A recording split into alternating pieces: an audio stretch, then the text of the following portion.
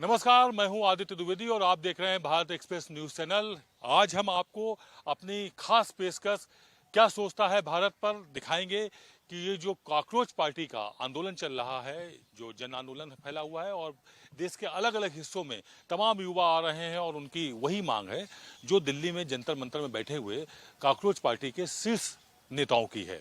उनकी मांग है कि शिक्षा मंत्री धर्मेंद्र प्रधान इस्तीफा दें। इसके अलावा जिन बच्चों ने पेपर आउट होने की वजह से आत्महत्या की है उनको 1-1 करोड़ रुपए मुआवजे के तौर पर उनके परिजनों को दिया जाए। और इसके अलावा इस तरह की 5 मांगे हैं प्रमुख, जिसमें जो उन्होंने रखी हुई हैं। कल सरकार के साथ एक राउंड वार्ता भी हुई है, लेकिन वो वार्ता सफल होती दिखाई नहीं पड़ रही है। इसी सब विषय को लेकर के क्या हमारे आम जनता, प्रबुद्ध वर्ग, जिसमें सभी वर्ग आते हैं, जिसमें डॉक्टर्स भी हैं, वकील भी हैं, इंजीनियर भी हैं, सामाजिक क्षेत्र में काम करने वाले, सामाजिक क्षेत्र से सरोकार रखने वाले लोग भी हैं, हम उनसे समझने की कोशिश करते हैं कि वो क्या कहते हैं, उनका अपना क्या विचार है, उनका अपना क्या मत है। तो सबसे पहले हम बात शुरू करते हैं। संजय जी, आपसे ही हम शुरुआत करते हैं और आपसे समझना चाहेंगे कि ये जो आंदोलन शुरू हुआ है, ये आंदोलन किस रूप में अब जाता दिख रहा है आपको? क्योंकि कल काफी ज्यादा टकराव की स्थिति बनी सरकार और आंदोलनकारियों के बीच में। पुलिस ने भी अपना एक्शन लिया और उसका भी रिएक्शन देखने को मिला। राइट सर जी, धन्यवाद आदित्य जी और आपके चैनल का भी। मैं मोदी सरकार से सख्त नाराज हूं। मैं अपने घर में जैसे ही एक कॉकरोच देखता हूं वैसे ही एंटी रोच का इस्तेमाल करता हूं, और आप सरकार में होने के बावजूद पूरे देश में आप अराजकता का मॉल फैलाने का प्रयास क्यों करवा रहे हैं? भाई, आपको उसी दिन पता चल गया था ना, पहले दिन ही जब ये अमेरिका से लौटा था, कि भाई इनकी ताकत है क्या, वही 1000-2000, और आपने इनको पनपने दिया। आपका कोर वोटर नाराज हो रहा है, वहां पे गालियां दी जा रही। ठीक है, मैं हर बात का समर्थन करता हूं छात्रों की कि नीट पेपर लीक नहीं होना चाहिए था, एजुकेशन मिनिस्टर धर्मेंद्र प्रधान का इस्तीफा होना चाहिए था, और बच्चों को जिन्होंने आत्महत्या की है उनको कॉम्पनसेशन मिलना चाहिए, मैं बिल्कुल समर्थन करता हूं। लेकिन ये अराजकता का अधिकार जो कल हुआ है वो क्यों? एक महीने वो लोग शांति के साथ बैठे तो हैं, उन्होंने कई बार मांग की, धरना दिया, प्रदर्शन किया और उसके बाद ये बोले कि ठीक है मेरी बात मानिए। नहीं मानी गई तो वो सड़क पर उतर आए, उसमें कुछ टकराव की स्थिति बनी है। देखिए, ये अगर वो 1 महीने से शांत बैठे हुए थे तो सवाल यहाँ पे नहीं है कि उनका जो सब्र का प्याला भर गया और वायलेंस कर दिया, हिंसक हो गए आंदोलनकारी, ये बात कह रहे हैं। आपका क्या कहना है? देखिए, सबसे पहले तो कि संजय भैया जो बोल रहे हैं ना, ये बिल्कुल एक तरफा बात बोल रहे हैं। मेरा सवाल ये है कि जब 1 महीना से अगला बंदा बैठा हुआ है तो क्या जाता है आप 2 दिन के लिए जाकर के बात करने में? 2 दिन बात करने में एक प्रतिनिधि मंडल जाता और बात करता तो कल स्थिति जो स्थिति हुई वो स्थिति नहीं बनती।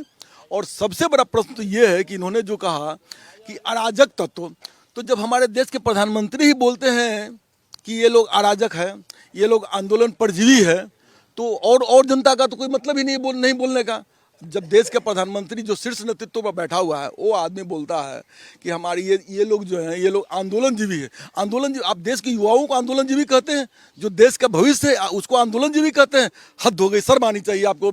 यूपीए सरकार में अन्ना का भी आंदोलन हुआ था, वो भी तो आंदोलनजीवी ही थे एक तरह से। आपका कहना है कि सरकार इस पूरे मामले पर उतनी गंभीर नहीं है जिस तरह से उसको गंभीर होना चाहिए था, क्या कहेंगे आप? आपसे बात करना चाहेंगे, आप बताइए कि क्या कुछ कहेंगे आप? अगर आप लोग कोई बोलेंगे ही नहीं फिर कैसे? आप लोग इतने अनुभवी लोग हैं और इतने अनुभव रखने के बाद जीवन का अगर आप मौन रहेंगे फिर तो बड़ा मुश्किल है। हम आपसे समझना चाहेंगे, कोई कह रहा है कि सरकार ने अपनी जिम्मेदारी नहीं निभाई उस अंदाज में जिस अंदाज में निभानी चाहिए, और कुछ लोग कह रहे हैं कि आंदोलनकारी हिंसक हो गए। आप क्या कहेंगे? आंदोलनकारी हिंसक हो गए। देखिए, लोगों को अपनी बात रखने का मेरा तो नज़रिया सिंपली यही होता है कि लोगों को अपनी बात रखनी चाहिए। लोकतंत्र की सबसे बड़ी खूबसूरती यही है, और एक लोकतांत्रिक देश में सबको अपनी बात रखने का अधिकार है। यदि स्टूडेंट अपनी मांग पर खड़े थे तो सरकार का भी काम था, सरकार उसको सुन लेती। हालांकि सरकार ने सुनने का भी प्रयास किया है। सरकार का एक प्रोटोकॉल होता है, जिस तरह से विद्रोह, हाँ, जिस तरह से होता है दबाने का, उन्होंने आंदोलन को दबाने का भी प्रयास किया है।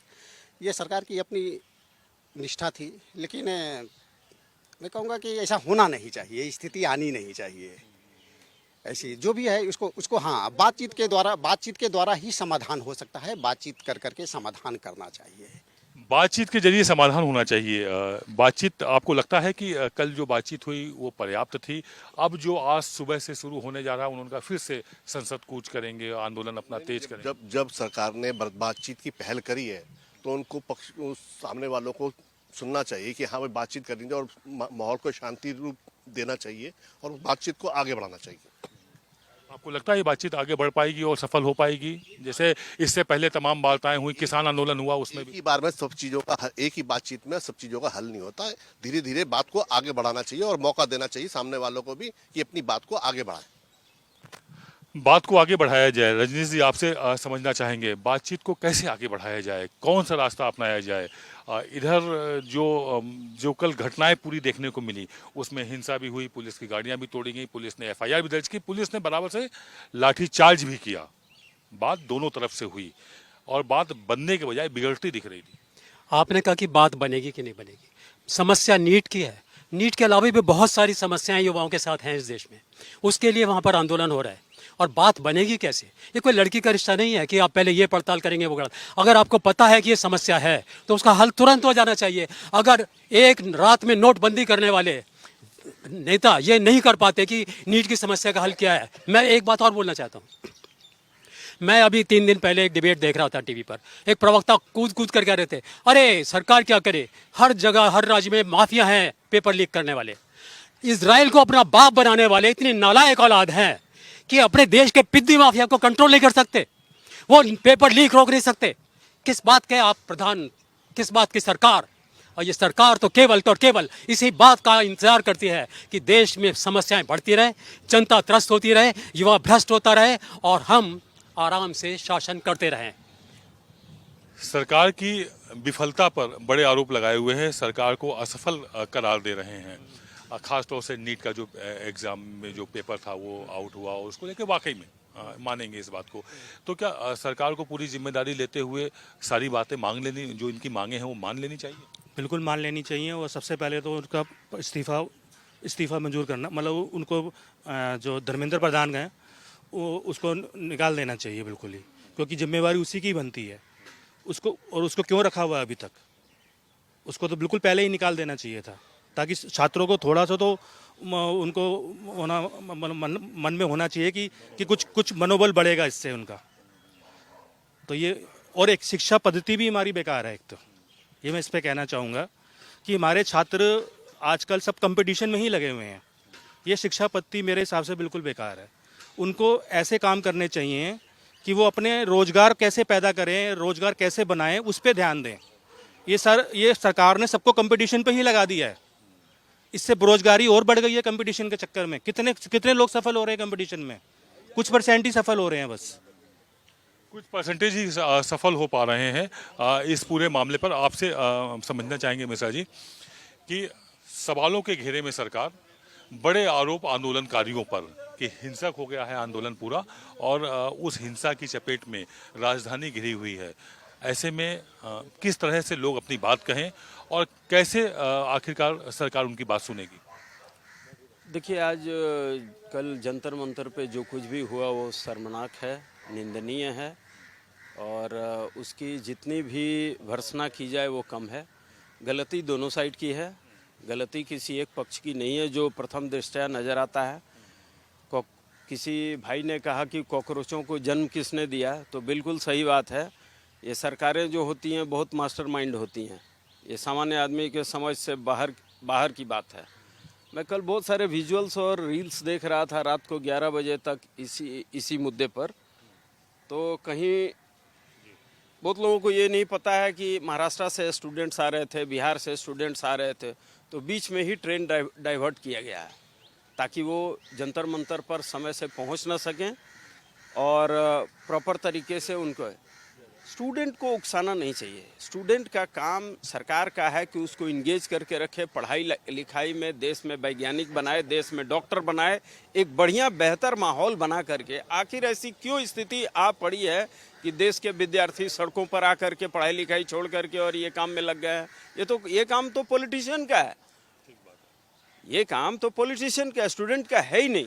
लेकिन कहीं ना कहीं सरकार ने ऐसी स्थिति पैदा कर दी है, चाहे जिसकी सी भी की गलती हो। एक इस्तीफे की तो बात थी, ऐसा कौन सा धर्मेंद्र प्रधान में खूबसूरत के वो लगे हुए हैं कि वो नहीं रहेंगे तो मंत्रालय नहीं चलेगा, या देश में कोई मिनिस्टर ही नहीं है एजुकेशन के मामले में? कैसी बात कर रहे हैं? अगर नहीं है तो आपकी नाकामी है।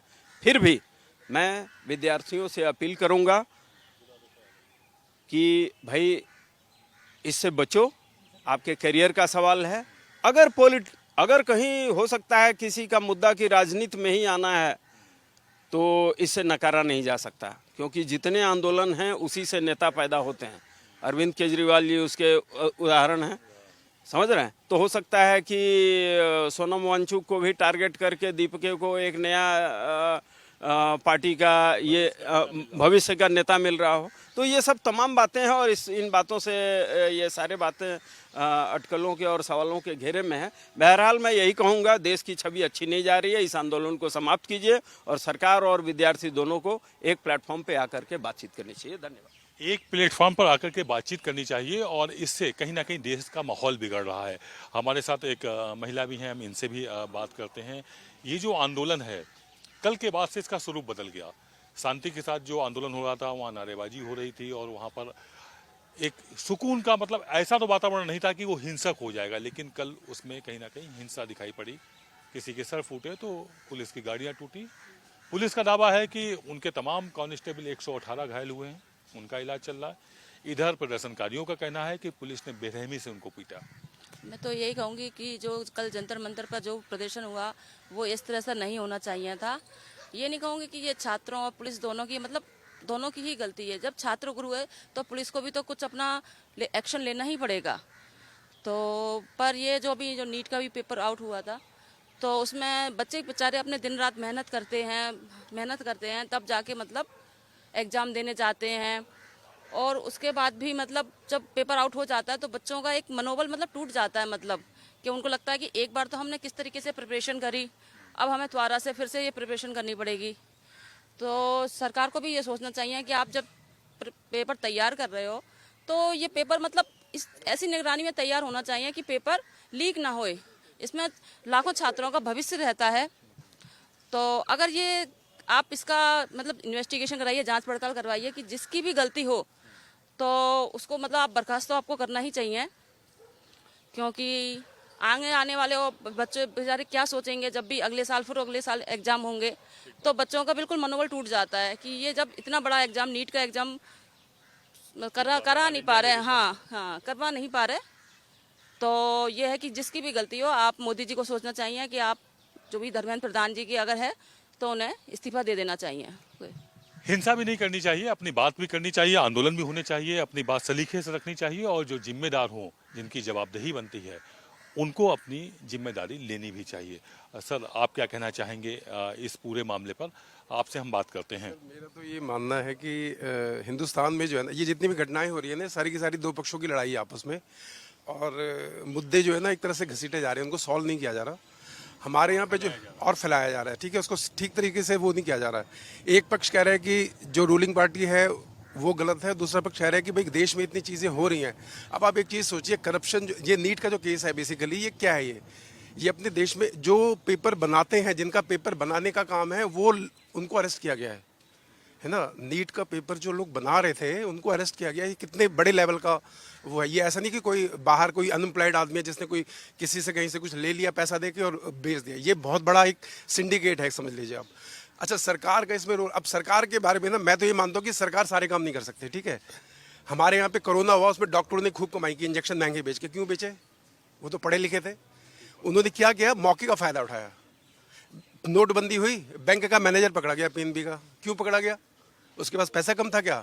वो लोगों के पैसे कन्वर्ट करा रहा था। तो हमारे यहाँ ना करप्शन जो है वो गवर्नमेंट नहीं खत्म कर सकती। हम लोग मुद्दा जो उठा रहे हैं कि करप्शन हमारे यहाँ पे सब लोग ना गवर्नमेंट को एक सेकंड में गाली दे देते हैं। गवर्नमेंट को गाली देना, अब पहले तो खुद को चेक करना है, हम कितने ईमानदार हैं देश के लिए, हम अपने लिए कितने ईमानदार हैं, हम अपने बच्चों को एडमिशन कराते हैं तो कितने ईमानदार हैं।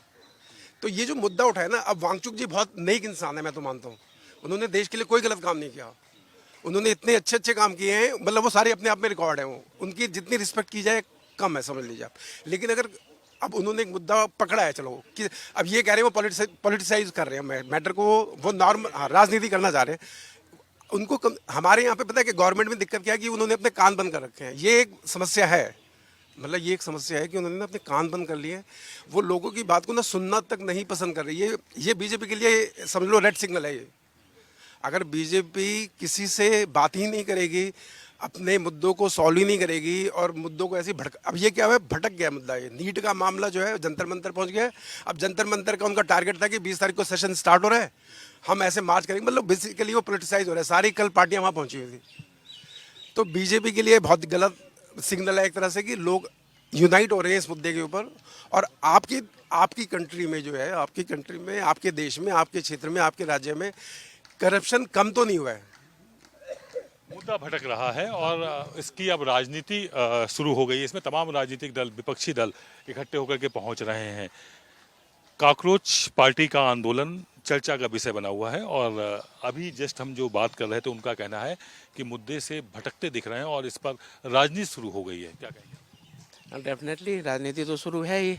हम तो कह रहे हैं कि प्रधानमंत्री को, ये धर्मेंद्र प्रधान को कह रहे हैं इस्तीफा देने के लिए, मैं तो कह रहा हूं प्रधानमंत्री को इस्तीफा देना चाहिए।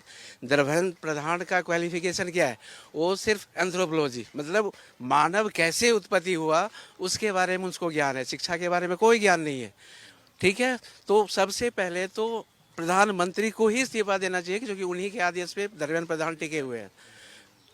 तो हमारा जो आंदोलन है या जो युवा का आंदोलन है उसको सुनने के लिए इनके पास एक शब्द भी नहीं है। ये तो फौरन टूर करके आते हैं, इन्होंने सही कहा कि घुस जाते हैं अंदर, मुद्दे को भुड़काने के लिए बिल्कुल तैयार बैठे रहते हैं। तो सबसे पहले हम तो कह रहे हैं प्रधानमंत्री जी आप इस्तीफा दीजिए, आपसे संभलने वाला नहीं है, ना तो आपके पास एजुकेशन है ना धर्मेंद्र प्रधान के पास एजुकेशन है। आप दे दीजिए युवाओं को संभालने के लिए और छोड़ दीजिए अपने गद्दी को, बहुत हो गया। बात शिक्षा मंत्री के इस्तीफे की हो रही थी। इन्होंने कहा कि इस पर तो प्रधानमंत्री को ही इस्तीफा दे देना चाहिए जिम्मेदारी लेते हुए। क्या कहेंगे आप? सर ये बौखलाहट है।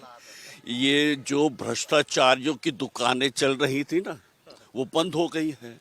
अब कैसे कमाएं, कैसे दुकानों को वापस लिया जाए, ये उन जैसे लोगों की ही डिमांड हो सकती है। तो सर मैं एक बात कहना चाहता हूँ, ये आंदोलन छात्रों का मान लेता, लेकिन सवाल ये है वहाँ पे नारे लग रहे थे कि नेपाल बनाएंगे, बांग्लादेश बनाएंगे। कौन बनाने वाला है पीछे? Deep state America, George Soros, उसकी फंड। ये तो बता रहे हैं विदेशी ताकतें हैं इस आंदोलन के पीछे। आप तो बात ही बदल गई। अब इससे आगे इनको कहना ही क्या था। बहुत बढ़िया भाई ने कहा कि प्रधानमंत्री को इस्तीफा देना चाहिए, 100% इस्तीफा देना चाहिए। ये प्रधानमंत्री सिर्फ और सिर्फ रिकॉर्ड बनाने वाले हैं। रिकॉर्ड किस चीज़ का है? डॉलर रिकॉर्ड बना दिया, पेट्रोल रिकॉर्ड बना दिया, बेरोजगारी रिकॉर्ड बना दिया, हर चीज में रिकॉर्ड बना रहे हैं। और निरकुशता में ये अंग्रेज को भी पीछे छोड़ दिए। अंग्रेज था ना, देश में राज किया, वो भी क्या बोलता, गांधी जी से कभी कभी मिलता था। ये तो मिलना ही छोड़ दिए, किसी से नहीं मिलते। बस सही कहा उन्होंने, ये सिर्फ विदेश जाते हैं। और इस नीति पे जब देश के युवा इनसे नाराज है, इस नीति पे इनको निश्चित रूप से इस्तीफा देना चाहिए। और अगर मैं बोल रहा हूँ, अगर ये इस्तीफा नहीं देंगे तो वो अब बहुत दिन दूर नहीं है, बहुत जल्द इनको जबरदस्ती भारत के युवा जो जैन जी जिसको वो सरकार को लचीला रुख रखना चाहिए। ये बात आ रही है, सरकार को लचीला रुख रखना चाहिए। क्या कहेंगे आप? क्या बोलेंगे? कुछ नहीं बोलेंगे। चले इधर। आप लोग तो कुछ बोल ही नहीं रहे, तो आप, हाँ, आप पर्दे के मतलब कैमरे के पीछे से बोल रहे हैं। सरकार को लचीला रुख रखना चाहिए, इस तरह की बात आ रही है। आप क्या कहेंगे? एक बार फिर आपसे समझना चाहेंगे। मैं तो यही कहूँगी कि देश में से भ्रष्टाचार, चोरी तो खत्म होना एक बहुत ही कठिन काम है। मतलब ये कभी, चाहे कोई सी भी सरकार आ जाए, ये कह रहे हैं जैसे मोदी जी को इस्तीफा देना चाहिए, तो मैं इस बात से बिल्कुल सहमत नहीं हूँ। क्योंकि आज हम जब अपने इंडिया में थोड़ा जो सुरक्षित महसूस कर रहे हैं, आप देखिए बांग्लादेश में अभी क्या हुआ, तो ये नहीं लगता कि अगर आप मोदी जी दे दे, मोदी जी की जगह योगी जी बैठ जाए, तो हो सकता है कि आप कहें कि भाई पहले मोदी जी ही ठीक थे। हाँ मोदी इस्तीफे मांगने से काम नहीं चलना है। इसके लिए ज़रूरी है कि सिस्टम सही हो, लोग अपनी जिम्मेदारी भी तय करें, लोगों की भी जिम्मेदारी बनती है, ना कि सिर्फ सरकार की। ऐसी बात भी सामने आई है। देखिए, लोगों की जिम्मेदारी तो है। एक सभ्य राष्ट्र कहलाने के लिए सिर्फ प्रधानमंत्री और राष्ट्रपति का सभ्य होना जरूरी नहीं है। नागरिक का प्रथम कर्तव्य है अपने समाज की, अपने देश की, अपने राष्ट्र की रक्षा करना, और वो सिवाय डिसिप्लिन के और कोई पर्याय नहीं है। हम एक अच्छे देश के अच्छे नागरिक हैं। भारत का नाम पूरे वर्ल्ड में तब होगा जब भारतीय लोग भारतीय तरीके से हरकत करेंगे। अगर किसी गैर जिम्मेदाराना हरकत में भारतीय लोग पकड़े जाते हैं, अभी आपने विदेशों में देखा, सऊदी में खाड़ी में जाके नशे के इसमें भारतीय लेबर कुछ फंस गए हैं, तो उस वहाँ भारत की छवि खराब होती है। इस आंदोलन से क्या कुछ मानेंगे आप? देखिए, ये आंदोलन अभी रिसर्च के आधार, जैसे पीएचडी के स्टूडेंट रिसर्च कर रहे होते हैं, तो ये अभी रिसर्च के मोड में है। आज और कल इसकी वास्तविक रुख का पता चलेगा कि आज सरकार के तरफ से क्या पहल की जाती है और जो स्टूडेंट्स हैं उनका क्या सिचुएशन है। लेकिन अभी कुछ कहा नहीं जा सकता। अभी कुछ कहा नहीं सकता है। आंदोलन आज फिर अपने उसी स्वरूप में बदलने की कोशिश कर रहे हैं। दूसरे दिन भी ये है, आंदोलनकारी कह रहे हैं हम संसद कूच करेंगे। संसद आंदोलन तो बिल्कुल जारी रहना चाहिए। जब से ये सरकार में आए हैं, अब मुझे ये मैं आपसे पूछता हूँ कि आज तक इन्होंने कौन सा शिक्षा मंत्री हमें अच्छा मिला है? कोई नहीं मिला है।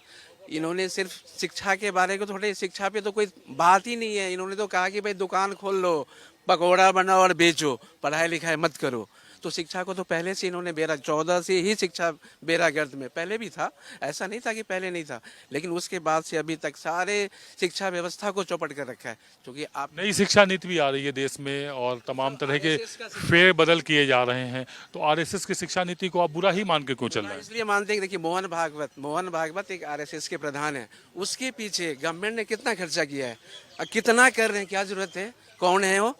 उनकी शिक्षा नीति क्यों आप लाना चाहते हैं? आप युवाओं का शिक्षा वो कह रहे हैं लॉर्ड मैकाले की शिक्षा नीति चली आ रही है और उसमें कहीं ना कहीं एक गुलामी की बातें समझ में आती हैं। इधर आपसे समझना चाहेंगे, आप कह रहे हैं शिक्षा नीति बदल देनी चाहिए और वो जो बदलाव जो आ रहे हैं शिक्षा नीति में वो ठीक नहीं है।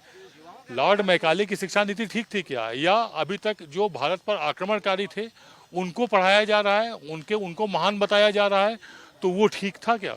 अगर बदलाव हो रहा है तो बदलाव तो समय की मांग होती है। देखिए, आक्रमणकारियों को पढ़ाना या मैकाले की बात को पढ़ाना शिक्षा नीति नहीं होती है।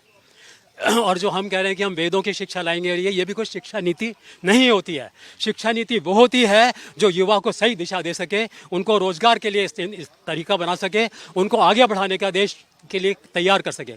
शिक्षा नीति ये नहीं होती है। चाइना में कौन सी शिक्षा नीति चल रही है, दूसरे देशों में कौन सी शिक्षा नीति, वो वेद पढ़ा रहे हैं क्या? चाइना में जैसे ही वो आज़ाद हुआ था, भारत के आज़ाद होने के बाद, वहाँ सबसे पहले गुलामी के निशान मिटाए गए। सबसे पहले वहाँ के पन्नों में ये मिटाया गया कि हम गुलाम भी थे, ये भी हटाया गया वहाँ पर पूरी तरह से। और पूरे उनकी शिक्षा नीति में, उनके इतिहास में कहीं नहीं लिखा है कि चाइना गुलाम था। ये है। आपसे सर एक बार चाइना से कंपेयर करता हूँ तो खैर बिल्कुल ही लगा, क्योंकि वहाँ का एटमॉस्फेयर ये लगा। वहाँ पे क्या 9 साल का बच्चा भी पढ़ाई भी कर रहा है और कोई ना किसी काम में भी इंगेज है। वो वहाँ का पॉलिसी क्या है कि हर एक को ना, मतलब पढ़ाने के साथ साथ में इंडिपेंडेंट भी बनाया जाए। हम लोग क्या कर रहे हैं कि हम लोग ना इस्तीफा मांग रहे हैं। इस्तीफा मांगने से कुछ नहीं होगा। मतलब हम कह रहे हैं ड्राइवर चेंज कर दो, गाड़ी ठीक चलेगी। यहाँ ड्राइवर की गलती नहीं है, गाड़ी खराब है, हमारी गाड़ी खराब है ना, तो ड्राइवर को चेंज करने से क्या हो जाएगा? ड्राइवर का इस्तीफा मांगने से क्या हो जाएगा? ड्राइवर को चेंज करने से क्या हो जाएगा? ठीक बात है, सही कह रहे हैं। बिल्कुल ठीक है, ड्राइवर को चेंज है। ड्राइवर तो दूसरा भी, और हो सकता है इससे भी ज्यादा अनाड़ी आ जाए। ड्राइवर को चेंज करने से कुछ नहीं होगा। लेकिन मैं एक बात पर ध्यान दिलाना चाहता हूँ, जब कभी ऐसी बातें उठती हैं तो नाम बार बार लिया जाता है। जॉर्ज सोरोस करा रहा है, डीप स्टेट करा रहा है। ये बौखलाहट है तो सरकार की ऐसी बात बोलना, जो निष्क्रिय है, कर्महीन है, वो बौखला कर ऐसी बातें बोलती है। ये बात जो बोल रहे हैं, उनका ये कहना है कि श्रीलंका में जब सरकार पलटी तो इसी अंदाज में पलटी, बांग्लादेश में पलटी तो वहाँ विदेशी एजेंसियों ने काम किया, नेपाल में विदेशी एजेंसियों ने काम किया, और CIA के अगर हम बात करें तो अभी ट्रंप का भी एक बयान आ गया था कि भारत के चुनाव में इतना पैसा खर्च हुआ, कहाँ खर्च हुआ।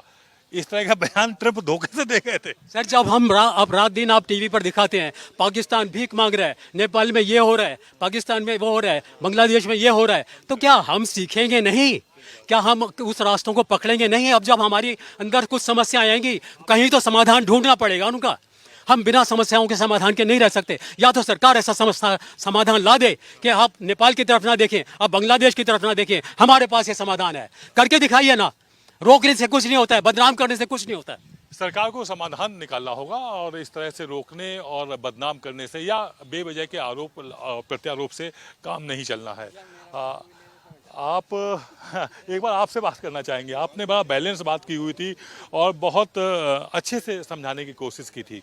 इस आंदोलन को जारी भी रहना चाहिए, हिंसा भी ना हो, सरकार बात भी मान जाए, ऐसा कोई उपाय लग रहा है क्या आपको? देखिए, बात तो रखनी चाहिए। अपनी बात आखिर कैसे, बच्चा जब रोता है तभी माँ दूध पिलाती है, जब बच्चा नहीं रोता है तो माँ उस बच्चे को दूध भी नहीं पिलाती है। लेकिन सबका एक लोकतांत्रिक तरीके में, लोकतांत्रिक व्यवस्था में सबसे बड़ी चीज़ यही है कि बात करनी चाहिए, दोनों पक्ष को बात करनी चाहिए। कोई कौन गलत कौन सही मैं नहीं कहता। और कुर्सियाँ जिसके पास थोड़ा सत्ता होता है थोड़ा सा एरोगेंट हो ही जाती है। सभी हमारे भाई बंधुओं ने अच्छा अच्छा विचार रखा है, सबके मन माने की बात होती है। मैं एक कविता बोलता हूँ, सूरदास जी की एक कविता थी, बड़ी ही शानदार कविता थी।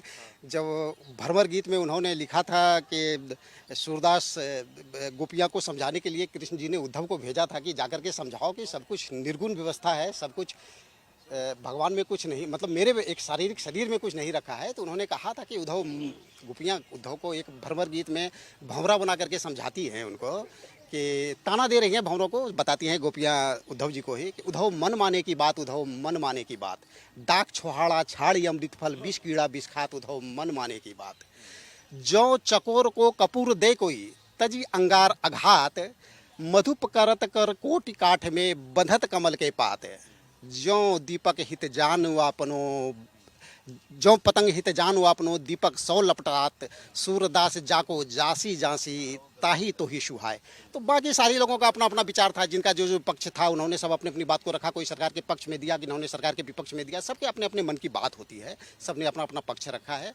और निदान तो हर हालत में बात से ही निकलेगा, निदान हर हालत में संवाद से ही निकलेगा। दोनों पक्ष को मिलकर के बात करनी चाहिए। जो भी स्टूडेंट की मांग भी कोई जायज़, मतलब बिल्कुल ख़राब नहीं है, स्टूडेंट की मांग बिल्कुल जायज़ है।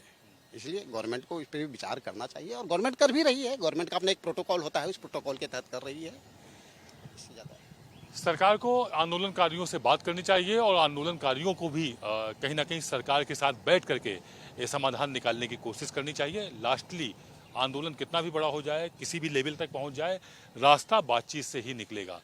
तो बातचीत जारी रहेगी तो समाधान निकलेगा, सलूशन निकलेगा और जो मांगे हैं उनको सुना भी गया है। लेकिन किसी भी सूरत में आंदोलन इस तरह का स्वरूप नहीं होना चाहिए कि जिसमें अंतर्राष्ट्रीय स्तर पर बदनामी हो या हिंसा का स्वरूप ले। ये बात आंदोलनकारियों के जो शीर्ष नेता हैं वो भी कह रहे हैं कि नहीं, आंदोलन वो बेहद सादगी से, अहिंसा के साथ और पूरी तरह से गांधीवादी अंदाज में करना चाह रहे हैं। और वही अंदाज वाकई में देश की खूबसूरती भी है और देश को आज़ादी दिलाने वाला भी उसी तरह का आंदोलन है। तो ये थी हमारी खास पेशकश, क्या सोचता है भारत इस कॉकरोच पार्टी के आंदोलन को लेकर के हुआ। जो कुछ भी दिल्ली में हुआ, देश के अलग अलग कोने में जो देखने को मिल रहा है, शायद इस पर विराम लगेगा, लोग बात समझेंगे और बातों से समाधान निकलेगा। आप कहीं मत जाइए, बने रहिए भारत एक्सप्रेस पर। खबरों का सिलसिला लगातार जारी है।